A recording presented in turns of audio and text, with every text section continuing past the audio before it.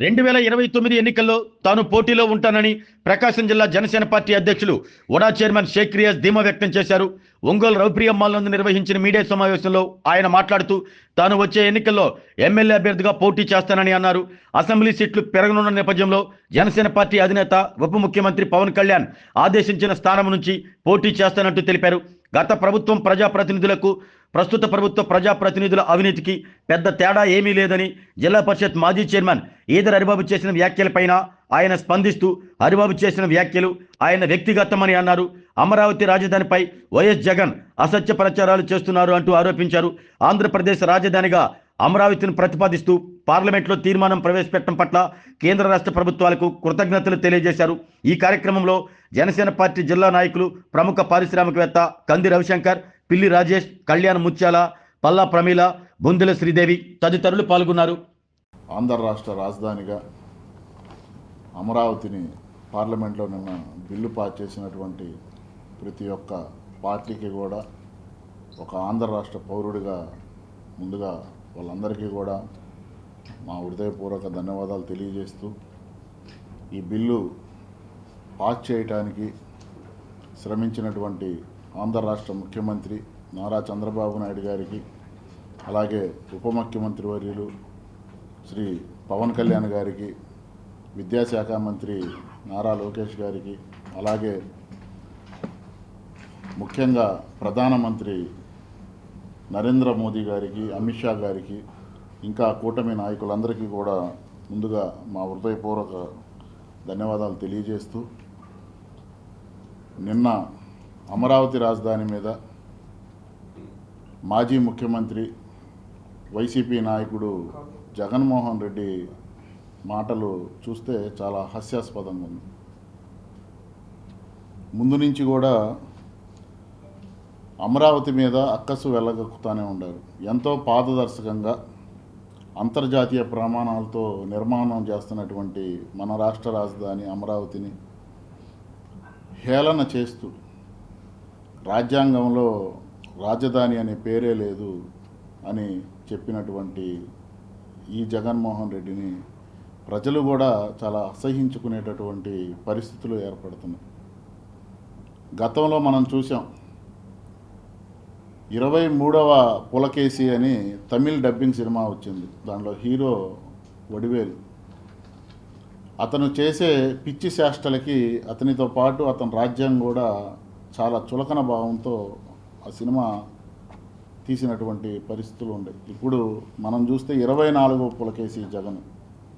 అతను మాట్లాడుతున్నటువంటి తీరు, అతని విధానాన్ని చూసి ఆంధ్ర రాష్ట్రం కూడా చాలా సిగ్గుగా, ప్రజలందరూ కూడా చాలా సిగ్గుపడుతున్నారు.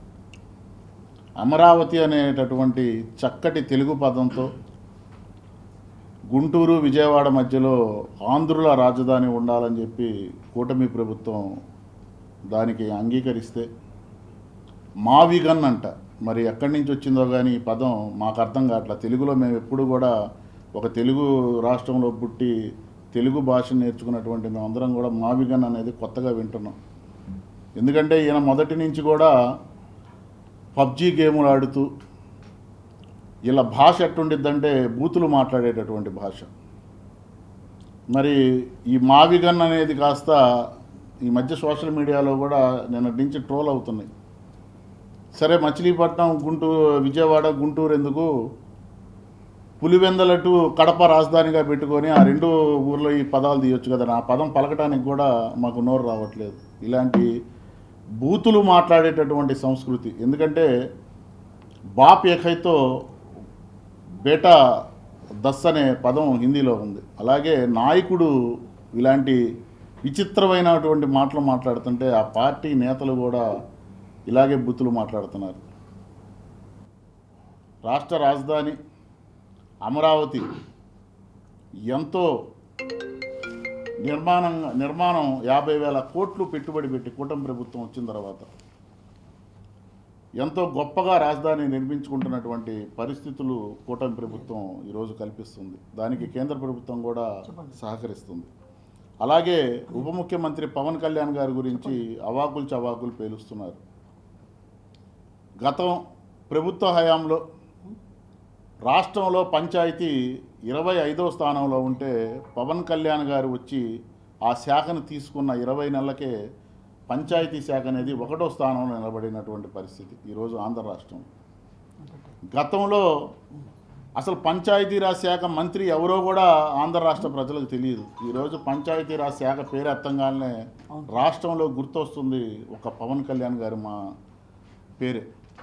ఎందుకంటే ఎక్కడో మారుమూలలో ఉన్నటువంటి గిరిజన ప్రాంతంలో కూడా డోలీ ఎత్తుకుంటూ కూడా అక్కడ గిరిజన ప్రాంతాల్లో రోడ్లు లేక గిరిజనులు నానా పాటలు పడితే ఈరోజు గిరిజన ప్రాంతాల్లో ఎప్పుడూ లేని విధంగా రోడ్లు నిర్మించినటువంటి ఘనత పవన్ కళ్యాణ్ గారిది. ఏదో ప్రెస్ మీట్ పెట్టాలని చెప్పి ఎవడో ఇచ్చినటువంటి దాన్ని విచిత్రమైనటువంటి పేర్లతో ప్రెస్ మీట్ పెట్టి బెంగళూరు నుంచి తాడేపల్లి వచ్చి ప్రెస్ మీట్ పెట్టి మళ్ళీ తాడేపల్లి వెళ్తాడు. అందుకే ప్రజలు 11 సీట్లకి కేటాయించారు. ఇప్పుడు ప్రజలు కూడా ఆలోచిస్తున్నారు, ఈ 11 సీట్లు ఇచ్చి కూడా మేము తప్పు చేశామా అని. నిజంగా అమరావతి నిర్మాణంలో కనుక అవినీతి జరుగుంటే మరి ఇదే జగన్మోహన్ రెడ్డి అసెంబ్లీకి వెళ్ళి ప్రశ్నించవచ్చు కదా అని మేము అడుగుతున్నాం. మరి నువ్వు అసెంబ్లీకి వెళ్ళి ఎందుకు ప్రశ్నించవు? అసెంబ్లీకి వెళ్లకుండా ఏదో ప్రెస్ మీట్లు పెట్టేసి నువ్వు కూటమి ప్రభుత్వం మీద అవాకులు చవాకులు పేలిస్తే ఆంధ్ర రాష్ట్ర ప్రజలు చూస్తూ ఊరుకోరు. సరైన టైంలో నీకు 11 సీట్లు ఇచ్చారు. రాబోయే ఎన్నికల్లో నీకు ఆ 11 సీట్లు కూడా లేకుండా చేయడానికి ఆంధ్ర రాష్ట్ర ప్రజలు సిద్ధంగా ఉండాలి. నువ్వే చెప్పావు 2014లో ప్రతిపక్ష నాయకుడిగా ఉన్నప్పుడు అమరావతి రాజధాని మాకు సమ్మతమే అని చెప్పేసి అసెంబ్లీ సాక్షిగా చెప్పావు. మరలా 2019లో అధికారంలో వచ్చిన తర్వాత 3 రాజధానులు అని చెప్పావు. మరి రాజ్యాంగంలో లేని పదాన్ని నువ్వు ఎలా మాట్లాడుతున్నావు అని మేము అడుగుతున్నాం. మరలా ఈరోజు ఏదో 3 ఊర్ల పేర్లు ఎత్తి మావిగాని అంటున్నావు. అసలు నీకు అతి స్థిమితం ఉండి మాట్లాడుతున్నావా, లేకపోతే ఎక్కడన్నా పిచ్చాసుపత్రుల్లో చూయించుకోవాలని చెప్పి మేము అడుగుతున్నాం.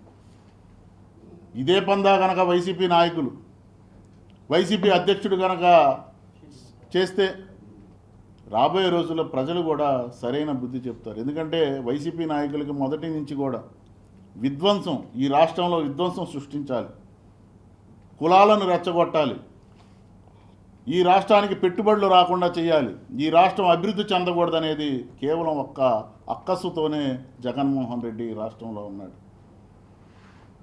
ఈ రాష్ట్రం అభివృద్ధి చెందాలి, ఈ రాష్ట్ర పౌరులు ఉద్యోగ అవకాశాలు రావాలి, ఈ రాష్ట్రంలో పెట్టుబడులు రావాలి, ఈ రాష్ట్రంలో ప్రాజెక్టులు రావాలనే నినాదంతో ఈరోజు బీజేపీ, జనసేన, తెలుగుదేశం పార్టీ కూటమిగా ఈ రాష్ట్రాన్ని పరిపాలిస్తూ ఈ రాష్ట్రాన్ని అగ్ర రాష్ట్రంగా ఈరోజు భారతదేశం అందరూ కూడా ఆంధ్ర రాష్ట్రాన్ని చూసే విధంగా ఈరోజు పనిచేస్తున్నారు. సిగ్గు తెచ్చుకోవాలి జగన్మోహన్ రెడ్డి. భారతదేశంలో ఉన్నటువంటి ప్రతి ఒక్క చిన్న పార్టీ కూడా ఈరోజు అమరావతికి జై కొడుతూ బిల్లు పాస్ చేయడానికి ఓటేశారు. ఈరోజు పార్లమెంట్లో నుంచి నువ్వు వాకౌట్ చేసావు. అంటే ఆంధ్ర రాష్ట్రానికి రాజధాని ఉండకూడదంటావు. లేదు ఆంధ్ర రాష్ట్రానికి రాజధాని ఉండొద్దు అనేది ఒక మాట చెప్తే అయిపోయింది కదా. ఆంధ్ర రాష్ట్ర ప్రజలు కూడా నిన్ను చీకొడతారు కదా. ఈ కాదు నువ్వు ఏదో మావి గన్లు లేకపోతే పబ్జీ గేములు ఎక్కడెక్కడ లేనిటువంటి వింత పదాలు తీసుకొచ్చి ఆంధ్ర రాష్ట్ర ప్రజల మీద, తెలుగు ప్రజల మీద నువ్వు రుద్దుతానంటే మాత్రం తెలుగు ప్రజలు సిద్ధంగా లేరు. నీకు రాబోయే రోజుల్లో ఇప్పుడు ఇచ్చినటువంటి 11 సీట్లు స్థానాలు కూడా కాకుండా 0 స్థానం వచ్చే విధంగా ఈ ఆంధ్ర రాష్ట్ర ప్రజలు నీకు తీర్పు ఇవ్వబోతున్నారని మీడియా పదంగా మేము విన్నవించుకుంటున్నాం. ఎట్టి పరిస్థితుల్లో జనసేన సీట్లు పెరుగుతున్నాయి కాబట్టి జనసేన స్థానాలు కూడా పెరుగుతాయి. అది ఇటీవల పవన్ కళ్యాణ్ గారు కూడా మా నాయకులందరికీ కూడా చెప్పారు. ఈసారి ఎట్టి పరిస్థితుల్లో నేనైతే బరిలో ఉంటా. అది ఎక్కడి నుంచి అనేది పార్టీ నిర్ణయించింది. ఎందుకంటే గతంలోనే ఆయన ఆప్షన్ ఇవ్వమన్నాడు, నేను ఒంగోలు అడిగాను, ఆయన ఆప్షన్ ఇవ్వమన్నాడు. సో ఆప్షన్ ఇవ్వలేదు కాబట్టి పోటీ చేయలేకపోయాను. ఈసారి 2029కి బరిలో ఎట్టి పరిస్థితిలో ఉండబోతున్నాను. అది ఒంగోలు నుంచి అనేది కాదు, పార్టీ నిర్ణయించారు. పార్టీ నిర్ణయం, మా నాయకుడిని తీసుకున్నటువంటి నిర్ణయం నీకు అనుగుణంగా నేను బరిలో ఉంటున్నాను. ఎట్టి పరిస్థితుల్లో ఎక్కడి నుంచి అనేది పార్టీ చెప్పాలి కాబట్టి 100% నేను బరిలో ఉంటున్నాను. మీరు ఒకటేనా ఇంకా మీ పార్టీ తరపున ఇంకేమైనా సీట్లు అడిగే అవకాశం ఉందా? ఉంటాయి. నేను ఒక్కడనే చెప్పలే, మీరు నన్ను అడిగారు కాబట్టి నేను పోటీ చేస్తాను. పార్టీ అధ్యక్షుడికి అడిగారు, రియాజ్ గాంధీ పార్టీ ఎంతమందిని బరిలో దింపాలి, ఎందుకంటే కాన్స్టిట్యున్సీలు 6 పెరుగుతాయి అనేది, ఒక ఎంపీ స్థానం పెరుగుతాయి అనేది ఉంది. 18 అసెంబ్లీలు అవుతాయి ఉమ్మడి ప్రకాశం జిల్లాలో, 2 పార్లమెంట్ అవుతున్నాయి. సో ఎన్ని ఇక్కడి నుంచి చంద్రబాబు నాయుడు గారు, పవన్ కళ్యాణ్ గారు వాళ్ళిద్దరు ఇరువురు కలిసి నిర్ణయం తీసుకుంటారు.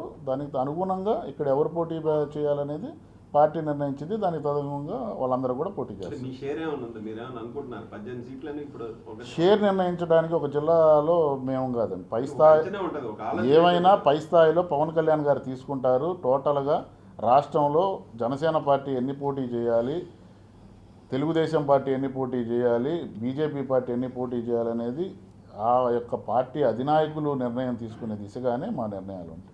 వ్యక్తిగతం, ఎందుకంటే ఆయన కూడా సీనియర్ నాయకుడు కాబట్టి ఆయన వ్యక్తిగత అభిప్రాయాన్ని నేను మాట్లాడటం కరెక్ట్ కాదు. సో ఆయన పోటీ చేయొచ్చు, ఆయన పోటీ చేయకూడదు అనేది ఎవడూ చెప్పలేదు. ఎందుకంటే ప్రజాస్వామ్యంలో ఎవరైనా ఏ పార్టీ తరపునైనా స్వతంత్ర అభ్యర్థిగా అయినా పోటీ చేసే హక్కు ఉంది కాబట్టి అతను పోటీ చేయాలని ఉంటే హ్యాపీగా పోటీ చేయొచ్చు. దానికి ప్రజలు స్వాగతిస్తే మంచిది. మీడియాలో వస్తున్నాయి అనేది మీరు చెప్తున్నారు. సో మేము కూడా దాని దృష్టికి తీసాము. అది పార్టీ అధిష్టానం, పార్టీ నాయకులు తీసుకోవాల్సింది. సో వాళ్ళు తీసుకున్నారా లేదా అనేది మా కళ్ళతో మా ముందు మేము చూడలేదు. కూటమిలో ఉన్నాం, అందుకే ఆ యొక్క ఎమ్మెల్యేలు తీసుకునేది మా ముందేం జరగలేదు. జరగనప్పుడు వాళ్ళ గురించి మేము మాట్లాడటం అనేది అది సరైన విధానం కాదు. అన్ని పాత కమిటీలే రన్ అవుతున్నాయి. ఇప్పుడు కొత్త కమిటీలు వేసేటప్పుడు ఆయనకి డెఫినెట్గా దాంట్లో స్థానం కల్పిస్తారు. నిన్న జరిగిన అమరావతి గురించి భారతదేశంలోనే ప్రతి ఒక్కళ్ళు ఆంధ్రప్రదేశ్ స్థాయి చూశారండి. ఎందుకంటే మనకి రాజధాని అనేది లేదు. ఈ రాజధానిని ఎట్టైనా సరే మనం అందరం సపోర్ట్ చేయాలని చెప్పి డివైడ్ అయిన తర్వాత వీళ్ళకి ఒక సపరేట్గా రాజధాని కనపడలేదు. అందుకని ఈరోజు ఈ రాజధాని గురించి మనం ప్రతి పార్టీ వాళ్ళు సపోర్ట్ చేయాలని చెప్పి సపోర్ట్ చేశారు. అందుకని మెయిన్గా నరేంద్ర మోదీ గారికి, అమిత్ షా గారికి, పార్లమెంట్లో ఉన్న ప్రతి ఒక్క ఎంపీలకి, ఇక్కడ మా జనసేన తరపున మా కూటమి నాయకుడు, ఈ కూటమికి సంబంధించిన ప్రతి ఒక్కళ్ళకి, మేజర్గా చంద్రబాబు నాయుడు గారికి, పవన్ కళ్యాణ్ గారికి, లోకేష్ గారికి, మా ఎంపీలందరికీ ఈ అందరికీ మా ధన్యవాదాలండి.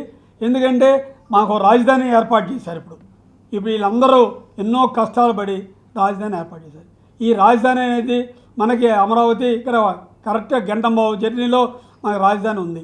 ఈ రాజధాని ఉండటం వలన మనకి ఎంతో డెవలప్మెంట్ ఫ్యూచర్ అనేది ఆంధ్రప్రదేశ్కి ఏది రావాలన్నా రాజధాని ఉండాలి. రాజధాని ఒకటి ఉంటేనే దాని గుర్తింపు ఉంటేనే వచ్చింది. ప్రతి మనిషికి పేరు ఎట్లా అవసరమో మన ఆంధ్రప్రదేశ్కి రాజధాని అనేది అవసరమో అది అమరావతి. ఆ అమరావతి ఉండటం వలన ఈరోజు మనం చాలా దగ్గరగా నీరెస్ట్ ఉన్న ప్రజలు కానీ వీళ్ళు కానీ అందరికీ మనకు ఎంతో ఆనందంగా ఉంది. అమరావతి వలన రాబోయే రోజుల్లో ఎవరు ఊహించినట్లు, ఎవరు దాన్ని కని విని ఊహించినంత విధంగా ఉందండి. ఎందుకంటే ప్రతి బిజినెస్ మ్యాన్ ప్రతి ఒక్కళ్ళు మనకి మధ్యలో ఉంది కాబట్టి రావాలని చెప్పి అన్ని అందరూ చూస్తున్నారు. ఈరోజు దానికి ఎంతో వైభవంగా 2028కి కంప్లీట్ చేస్తామని చెప్పి నారా చంద్రబాబు నాయుడు గౌరవనీయులు ముఖ్యమంత్రి గారు నారా చంద్రబాబు నాయుడు గారు చెప్పారు కాబట్టి అది డెఫినెట్గా డెవలప్ అవుద్ది. ఆ నమ్మకం ఉంది. ఎందుకంటే విజనగల లోకేష్ నాయకుడు ఉన్నాడు, ప్రతి వెనకాల పవన్ కళ్యాణ్ గారు ఉన్నారు. ఆయన ఒక శక్తి, ఆయన ఎప్పుడు చెప్పగల. ఆల్రెడీ చెప్పారు, మోదీ గారు చెప్పారు. ఏమని చెప్పారు? పవన్ ఒక శక్తి అని చెప్పారు. ఆ శక్తి వెనకాల ఉన్నంతకాలం ఈ కూటమికి ఎవరు ఇబ్బంది లేదండి. ఎందుకంటే కూటమి అనేది ఎప్పుడు కలిసి నలిసి పబ్లిక్కి ప్రతి ఒక్క నార్మల్గా ఉండే ప్రతి వ్యక్తికి కావాలని ఏం జరగాలో ఏం కావాలో అదే ఇవ్వగలుగుతున్నారు వీళ్ళు కూటమి. అందుకనే ఈ కూటమి వల్ల ప్రతి ఒక్కళ్ళకి ఆనందంగా ఉంది. ఈరోజు ప్రజలు కానీ వ్యాపారస్తులు కానీ అందరూ చాలా మనకు ఒక రాజధాని ఉండి ఒక బిజినెస్ ఉండి ముందుకు వెళ్దామనే ఆలోచనతో ఉన్నారు. ఈరోజు జరిగింది. ఇది చాలా ధన్యవాదాలండి ప్రతి ఒక్కళ్ళకి. జన సైనికులు వీళ్ళందరూ ఎంతో కష్టపడి కూటమిని నిలబెట్టుకున్నందుకు వీళ్ళకి కానీ కూటమిలో ఉన్న టీడీపీ నాయకులు కానీ బీజేపీ నాయకులు కానీ ఈ అందరూ కలిసి ఈ రాజధాని నిలబెట్టుకున్నందుకు ప్రతి ఒక్కరికి ధన్యవాదాలు చెబుతూ, అందరూ కోఆపరేట్ చేసిన ప్రతి ఒక్కళ్ళు చిన్న రైతులు ఉన్నారండి. ఆ రైతులు ఇచ్చిన ఆ రోజు స్ఫూర్తేనండి ఈరోజు ఇంతమంది ముందుకు రావడం కానీ ఈ కారణం అవడం కానీ. ఈరోజు రాజ్యసభలో మొత్తం అన్నీ పెట్టి ఈరోజు సంఘంలో ప్రతి ఒక్కటి ముందుకు వెళ్ళటం వలన ప్రతి ఒక్కరు ధైర్యంగా ఉన్నారండి. ఎందుకంటే రాబోయే రోజుల్లో ఎవరు ఏమి చేసినా మనకి ఇబ్బంది లేకుండా ఆ పేరు చిరస్థాయిగా నిలబడిపోయిద్దని అందరూ ఇంకొకసారి వాళ్ళందరికీ నా ధన్యవాదాలు చెప్తూ 63 కానీ 300 కానీ రాబోయే రోజుల్లో ఇంకా పెరగచ్చని అంటున్నారు. పెరిగినప్పుడు జనసేనకి చాలా సీట్లు అనేది హయ్యెస్ట్ ఎక్కువ ఇవ్వగలరని చెప్పి అనుకుంటున్నారు అధిష్టానం అంతా. అధిష్టానం నిర్ణయించింది. ఇక్కడ మెయిన్ కులాలు ఇవన్నీ అన్ని రకాల వర్గాలు ఉన్నాయి కాబట్టి దీనికి చూసుకొని ఇప్పుడు ఎస్సీలు ఎస్టీలు ప్రతి ఒక్క వర్గాలకు సంబంధించిన వర్గాలకి సీటింగ్ ఉంది కాబట్టి దాని ప్రకారం నిర్ణయించుకొని ఏదైనా బాస్ ఏం చెబుతాడో దాని చిరస వహిస్తామని ఇద్దరం మా ఇద్దరికి ఒకటి పాలసీ మేము ఇద్దరం అనుకున్నది. ఆ బాస్ ఏం చెబుతాడో దాని ప్రకారం నడవడమే మా జీవం. పోటీ చేయమని చేస్తాం, లేదంటే కమ్మని ఉంటాం. అంతేగాని అంటే ఒకటి నా ఇంట్రెస్ట్ లేదని కాదు సమస్య, బాస్ని బట్టే మా ఇంట్రెస్ట్ ఉంటుందండి. అంటే అధిష్టానం అనేది మెయిన్ ఏంటంటే ఇక్కడ ఉన్నది ఆయన ఉండి రవి గారు మీరు చేయాలి ఇక్కడ అక్కడ చేయాలంటే దాన్ని బట్టి ఉంటుంది. అప్పుడు గ్యారంటీగా తన మాట మేము ఎప్పుడు మీరం. గ్యారంటీగా ఆ టైంలో ఏం చేయాలో అనేది ఆలోచించుకొని అధిష్టానం మా అందరం కూర్చొని మా కార్యకర్తలు మా వీరమహిళందరం కూర్చొని ఒక నిర్ణయంకి వస్తాం. ఆరోగ్యమే మహాభాగ్యం అంటారు, కానీ ఆరోగ్యాన్ని నమ్మకంగా కాపాడే స్థానం ఎక్కడ? ఇది ఒంగోలులో మీకు దగ్గరగా మన Venkataramana nursing home private limited. Caring your life 54 ఏళ్ల విశ్వాసంతో ఇది ఒక హాస్పిటల్ కాదు, ఇది ఒక విశ్వాసం. 3 తరాలుగా వేలాది కుటుంబాలను ఆరోగ్యంగా నిలిపిన ఆదరణ.